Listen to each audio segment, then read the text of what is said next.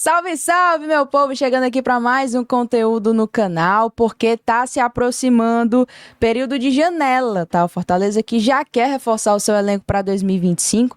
E aí, claro, sempre surgem nomes que movimentam ali a galera mais engajada nessas notícias. E a gente traz, claro, a nossa opinião por aqui. O assunto da vez tem sido o Juninho Capixaba, jogador que defendeu as nossas cores em 2022. E a gente vai falar, claro, sobre isso, tá? Eu vou trazer aqui a minha opinião. Sei que vocês já viram essa notícia muito no dia de ontem e hoje eu vou trazer a minha visão sobre valeria a pena trazer o Juninho Capixaba para o ano que vem? Faria sentido? Depois da vinheta, eu tô começando mais um vídeo aqui no canal, então vem comigo.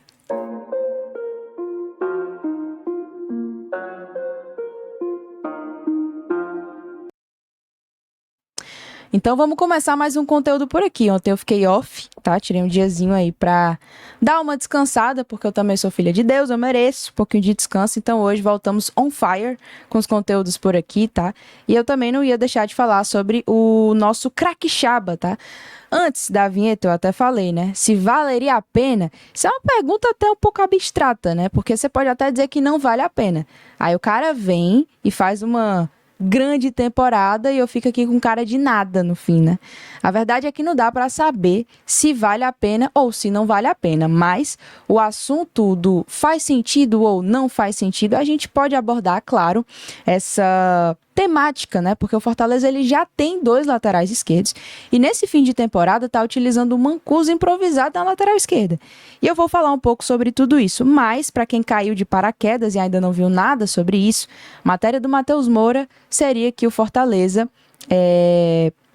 estava a fim de trazer de volta o Juninho Capixaba. Até o momento, o Fortaleza não fez proposta oficial ainda, certo? Mas estaria ali naquela sondagem de e aí?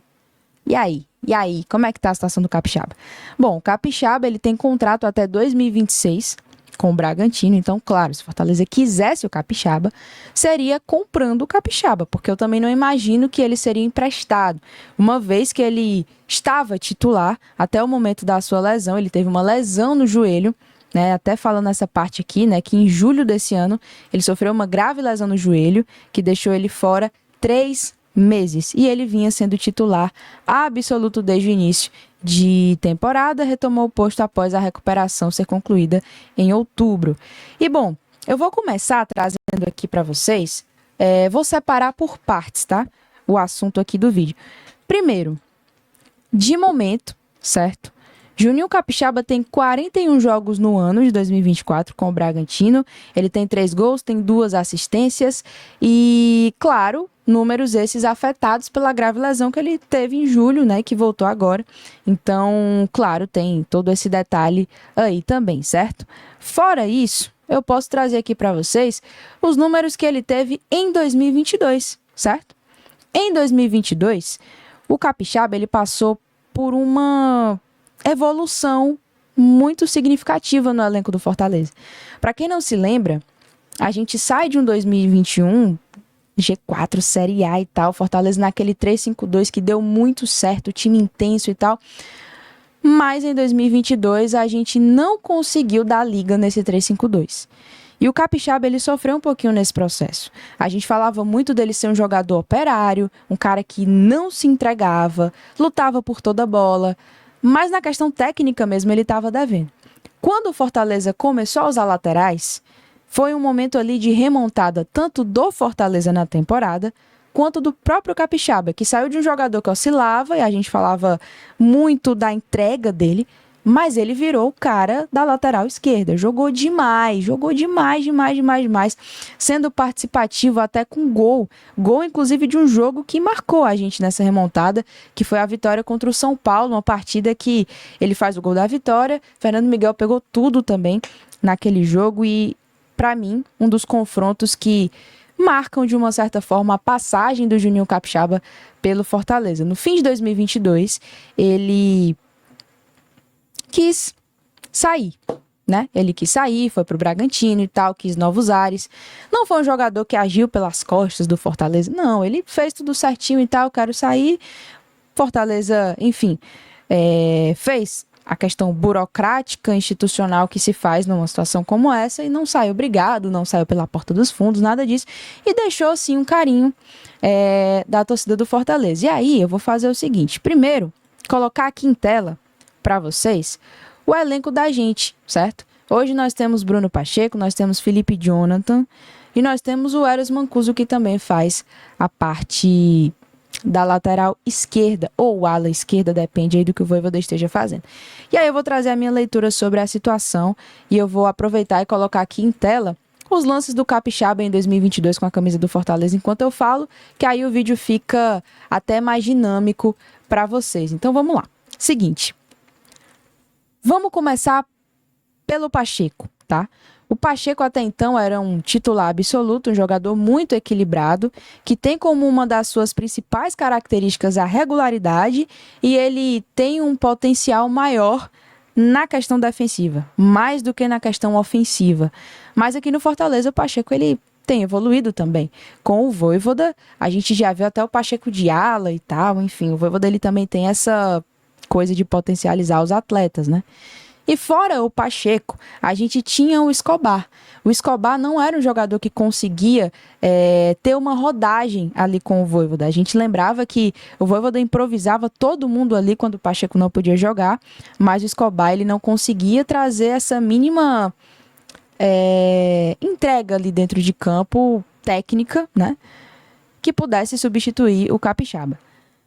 Quando veio o Felipe Jonathan, o Felipe conseguiu sim rodar o elenco, né? O Felipe conseguiu fazer essa troca ali com o Bruno Pacheco e tal. Um jogo um descansava, outro jogo outro descansava, o Vojvoda ia rodando o elenco e ele tem valências mais ofensivas. Então, deu uma certa equilibrada. Porém, e aí eu vou trazer, claro, não só uma leitura de situação, mas a minha opinião também.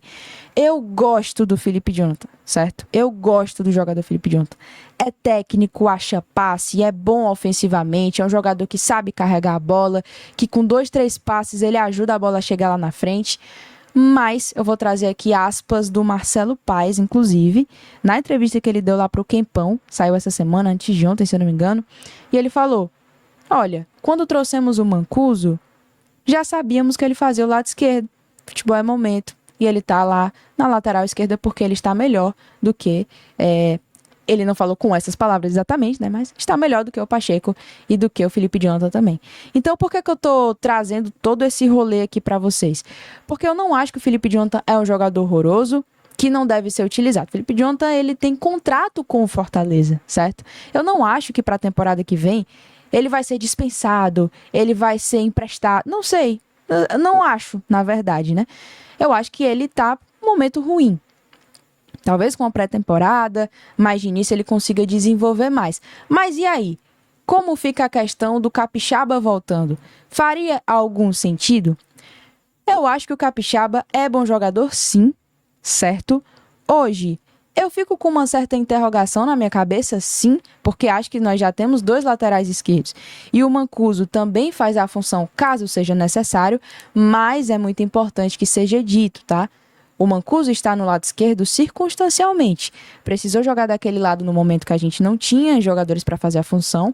E o Fortaleza encaixou e ele foi mantido lá. Ok, mas para a temporada do ano que vem, eu acho que a naturalidade é ele voltar para o lado direito, disputar a posição com o Tinga. Eu acho que o Felipe Jonathan tem valências ali de poder ser utilizado numa outra função, talvez. Talvez mais vindo ali de meio. Ah, mas temos muitos meias. Bom, eu não sei como vai ser o encaixe de temporada do Fortaleza em 2025. A gente não imagina certas mudanças que o Vojvoda faz às vezes e que dão certo, né? Mas, bom, numa real possibilidade do Capixaba voltar, eu acho que é sim uma qualificação de elenco. Apesar de que a título de hoje não seria uma posição que eu iria atrás do Fortaleza. A título de hoje, tá? A título de hoje, não seria uma posição que eu contrataria no Fortaleza. Mas eu digo isso, claro, uma mera opinião de uma torcedora que não tem responsabilidade nenhuma com a formatação de elenco do Fortaleza. É óbvio que lá dentro eles têm os números, né? Tem a observação dos treinos e tal. Mas que o Capixaba é bom jogador? É um cara que se entrega, é um cara operário. Enquanto esteve aqui, se identificou, se entregou, trouxe resultado. Foi um cara muito participativo em jogos históricos até que a gente tem em mente, né, sobre 2022. E eu acho que se há uma real possibilidade de o Capixaba estar livre, ele tem contrato, mas está livre para vestir a camisa do Fortaleza em 2025, eu acho que é válido sim essa avaliação, tá certo? Então eu quero saber a sua opinião aqui nos comentários. O que você acha sobre essa possibilidade do Capixaba voltar, se faria sentido, se você acha que ele poderia integrar na posição de algum que já esteja no elenco. Fala aqui para mim nos comentários, eu quero saber a sua opinião. E deixa eu pedir o seu like, se você não deixou, deixa o seu like que é muito importante, tá? Se inscreve no canal também, manda esse vídeo para os seus amigos, até o próximo conteúdo. Valeu, fiquem com Deus e tchau!